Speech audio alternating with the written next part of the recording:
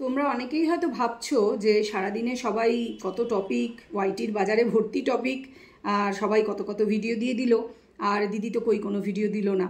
হ্যাঁ, তোমরা তো জানো যে আমি চট করে কোনো বিষয় তো বলি না, একটু সময় নিই, একটু ভেবে চিন্তে, একটু দেখে শুনে নিয়ে কথা বলাটা আমার মনে হয় উচিত, আর ঠিক সেটাই করছি। যাই হোক, প্রথমেই সবাইকে জানাই ভ্যালেন্টাইন্স ডে শুভেচ্ছা। সকলে নিশ্চয়ই খুব এনজয় করেছো দিনটা। তবে হ্যাঁ, আমাদের মনে রাখা উচিত যে আজ থেকে বেশ কয়েক বছর আগে 2019 সালে কি ঘটেছিল, এই দিনে কি ঘটেছিল।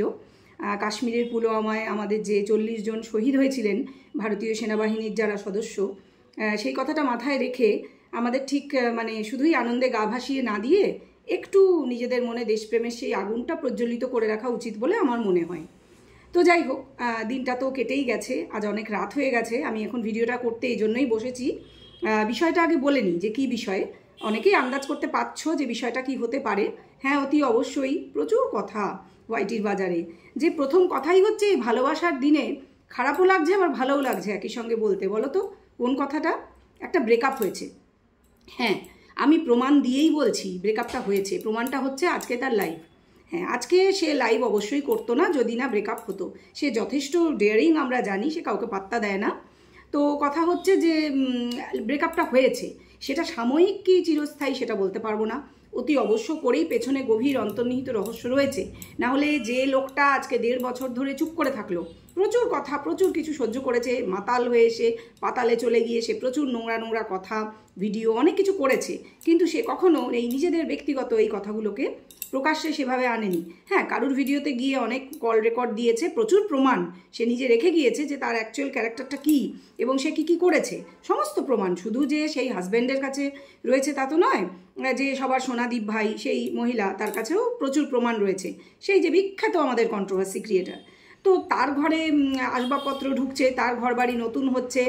হ্যাঁ, সে ভিডিও করছে তাই হচ্ছে। সে কি করছে, সে কতটা এথিক্যাল বা আনএথিক্যাল সেটা সে বুঝে নেবে। সেটা আমাদের কারোর দেখার প্রয়োজন আছে বলে আমার মনে হয় না।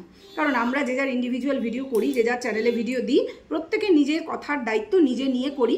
এক্স্যাক্টলি সেও কিন্তু তাই করে। এটাই তো ঘটনা। সেজন্য সে বিষয়টায় আমি খুব একটা ঢুকতে চাই না। যে বিষয়টা নিয়ে কথা বলবার সেটা হচ্ছে এই ব্রেকআপটা হয়েছে কি হয়নি। এখন দেখে মনে হচ্ছে ব্রেকআপটা যদি সাময়িকও হয়, হয়েছে। এবং তার কারণ অতি অবশ্যই, যে কারণটা সবসময়ই ব্রেকআপই বলো আর যে কোনো সম্পর্ক নষ্ট হওয়ার মূলে আমি দেখেছি ম্যাক্সিমাম 99.9 এতটা শতাংশ কিন্তু কি হয়, সেসব ক্ষেত্রে ব্রেকআপের বলো বা যে কোনো সম্পর্ক ভেঙে যাওয়ার কারণ কিন্তু টাকা পয়সা। এবং এক্ষেত্রেও তাই হয়েছে। শোনা যাচ্ছে 2 লক্ষ টাকার একটা গল্প, এবং এই টাকাটা আমি এক্ষুনি একটা চ্যানেলে দেখে এলাম। চ্যানেলের নাম আমি বলতে চাই না, বা ওনারের নামও আমি বলবো না, অনেকেই দেখেছো, যথেষ্ট বিখ্যাত নিজের জায়গায়। কথাটা হচ্ছে সে বলছে যে ধীরে ধীরে ধাপে ধাপে এই টাকাটা তোলা হয়েছে, এবং সারাদিন ধরে বিভিন্ন লাইভে এবং বিভিন্ন ভিডিওতে আমরা দেখেছি এক ভদ্রমহিলা কমেন্ট করছেন, যিনি গত 1.5 বছর ধরেই দেখেছি, হয়তো তারও আগে থেকে, এই মেয়েকে খুব পছন্দ করেন উনি, মেয়েটিকে আর কি, এই যে বাচ্চা ছেড়ে যে চলে গিয়েছিল। শুধু তাই নয়, উনি কিন্তু ওই যে বিখ্যাত যে যাকে সবাই দালাল বলে, সেখানেও প্রচুর কমেন্ট করেন। মানে এই দুজনেরই হচ্ছে ভক্ত। কথাটা সেটাও না, সেটা হতেই পারে, যে কোনো ভিউয়ার্স যার ভক্ত খুশি হতেই পারে। সে আমার ভক্ত হওয়াটাও তার বিচিত্র না, আমিও তো অনেকের ভক্ত যারা উল্টো দিকে ভিডিও করে। হ্যাঁ, ঘটনা সেটা। এবং এই যে দালাল যাকে লোকে বলে, আমি তারও কথা আমার ভালোই লাগে, খারাপ লাগে না।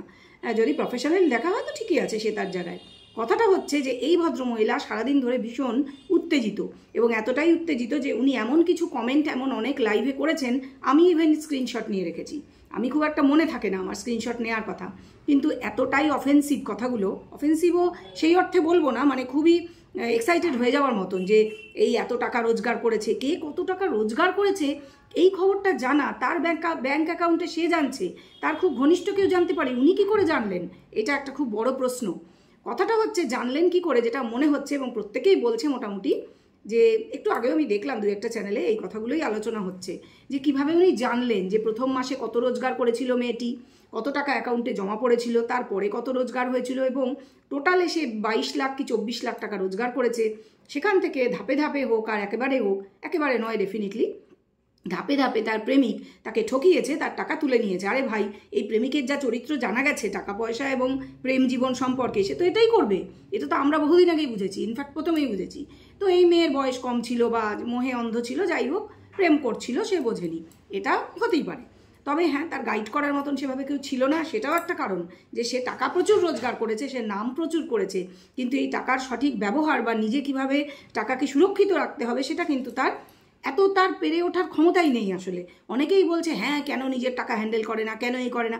ভাই, ওর ক্ষমতা নেই।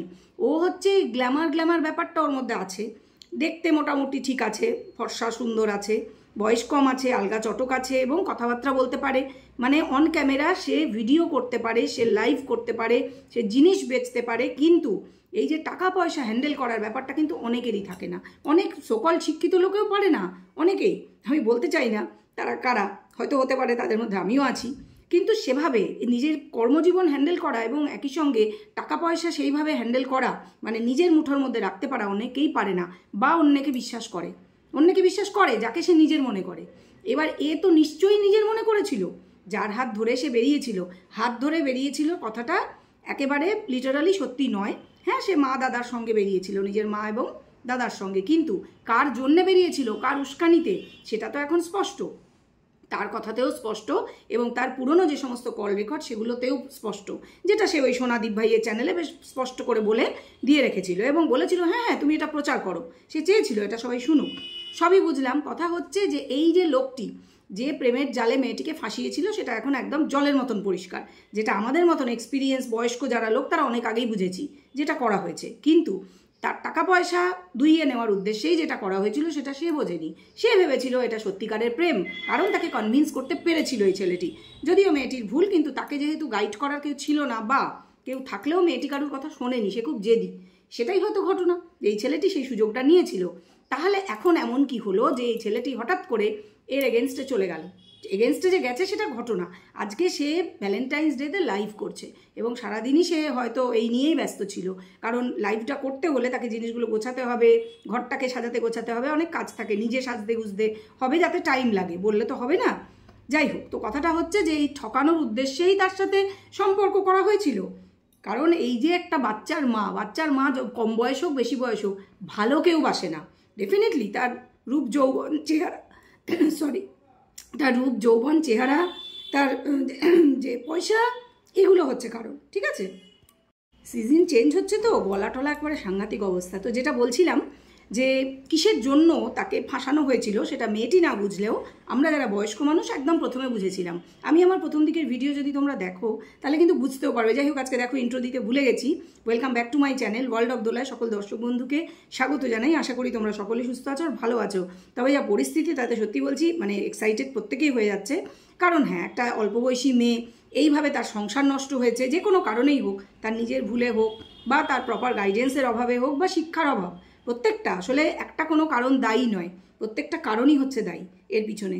কিন্তু এই 1.5 বছর ধরে সে যেমন তেমন লাইফ কাটিয়েছে, ঠিক আছে, যেহেতু এখন টাকা পয়সাটা তার হচ্ছে এবং আরও হবে, এটা অনেকেই বুঝে ফেলেছে, তার টাকার গন্ধের পিছনে লোক লেগে গেছে, সেটা কিন্তু বোঝা যাচ্ছে।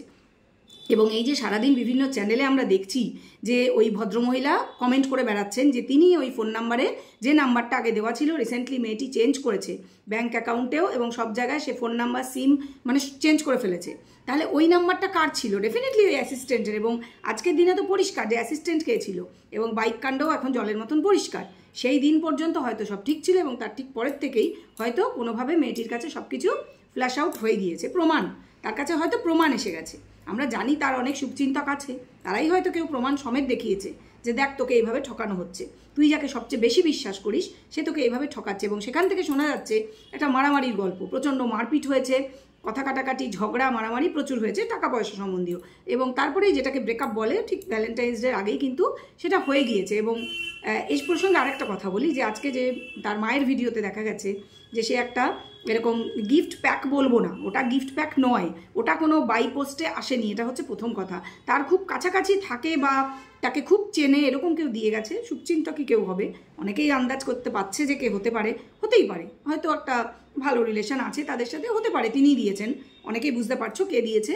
যাই হোক, আমি সেই নামে যাচ্ছি না, কারণ সে বলতে চাইছে না। মেয়েটা নাম বলেনি, বেরিয়েছে একটা চকলেট, একটা স্মাইলি, মেয়েটা যা যা ভালোবাসে, একটা গিফট, সেটা আমরা এখনও দেখিনি, হয়তো পরে দেখবো।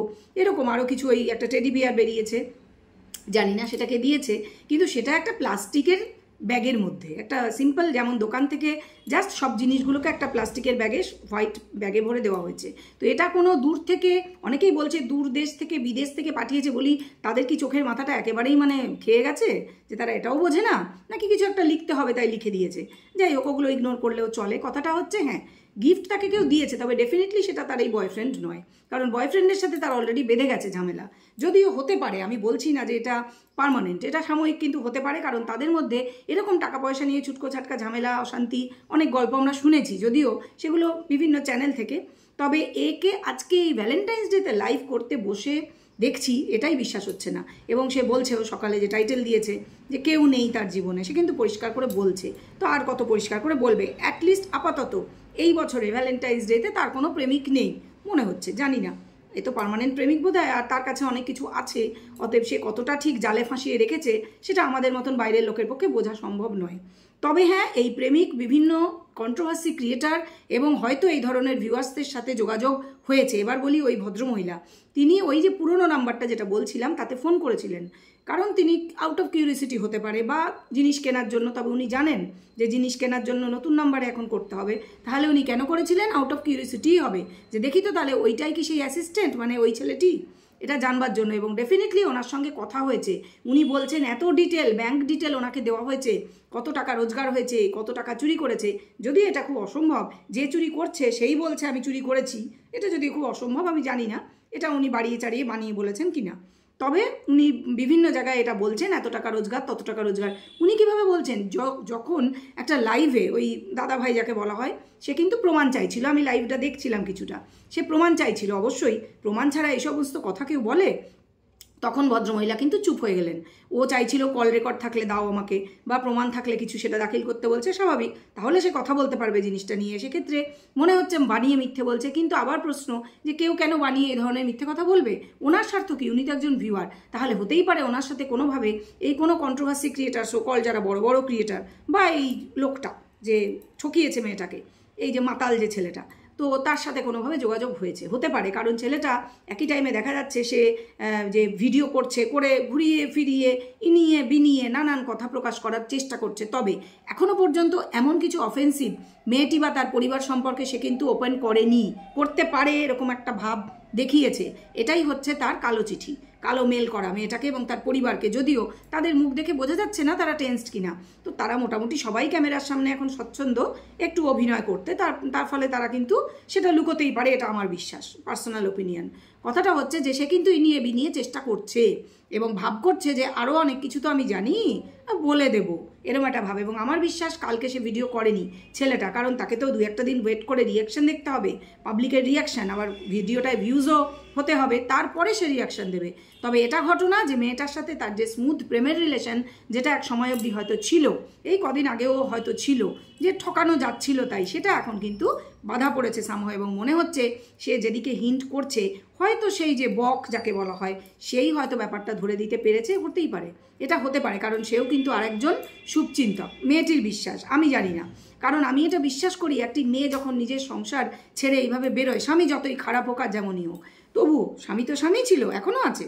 কথাটা হচ্ছে সে বাইরের একে ওকে বিশ্বাস করলে কখনোই সেই জায়গাটা কিন্তু তারা নেবে না, তারা কিন্তু সবসময় ধান্দাবাজিতেই থাকবে, এটা আমার বিশ্বাস। এটা ওই যে বললাম 99.9% ক্ষেত্রে এটা সত্যি। নিজের মা বাবাকে যেখানে বিশ্বাস করতে পারছে না এবং তার বাড়ি সত্যিই কেউ বিশ্বাসযোগ্য নয়, তাহলে এই মেয়েটি কিন্তু পৃথিবীতে এখন মোটামুটি একা। যদিও খুব প্যাথেটিক ভাবলে, মানুষ যেমনই হোক সে তো একটি মানুষ, তারও তো মানুষ হয়ে বেঁচে থাকার অধিকার আছে। কিন্তু এই যে টাকা পয়সা প্রচুর রোজগার করছে বলে তার টাকার দিকে নজর রেখে অনেক শকুন চিল বসে আছে কিন্তু। তো এইটা আমি জানি না সেই মেয়েটা কীভাবে হ্যান্ডেল করবে। এখনও পর্যন্ত তার মাকে কিছুটা হলেও তার পাশে দেখছি, তবে তার মায়েরও ক্ষমতা নেই তাকে এগুলো থেকে বাঁচাবে, বা নিজের সংসার সামলে আমার মনে হয় না সেগুলো করতে পারবে বা করবে। তাহলে নিজেকেই নিজের সেই শক্ত জায়গাটা জবরদস্তি হলেও তৈরি করতে হবে, যেটা আদৌ সম্ভব কিনা আমার জানা নেই। তোমরা তোমাদের মতামত অবশ্যই কমেন্ট বক্সে শেয়ার করো। কারুর চ্যানেলের নাম নেবে না, কারুর অরিজিনাল নাম নেবে না, তোমরা তোমাদের কি মনে হচ্ছে সেটা অবশ্য করেই আমাকে জানাও। তাহলে এখন আসি, এই ভিডিওটা এ পর্যন্ত থাক, ফিরে আসবো নতুন ভিডিও নিয়ে। সবাই ভালো থেকো, সুস্থ থেকো। ভিডিও ভালো নিশ্চয়ই লেগেছে, অবশ্যই এটা লাইক করে দেবে, আর কমেন্ট শেয়ার সাবস্ক্রাইব এগুলো তো করতে ভুলেই যাচ্ছ, করবে। কমেন্ট করলে তোমরা, আমার পড়তে ভীষণ ভালো লাগে, আমি উত্তর দিতেও ভালোবাসি। কেউ যদি উত্তর কখনো না পাও তো ওয়েট করবে, আমার কাছে মনে করবে কমেন্টটা তখনও এসে পৌঁছয়নি, কারণ ওয়াইটি থেকে অনেক সময় দেরিতে আসে। ঠিক আছে, চলো এখন এই পর্যন্ত রাখি, টাটা।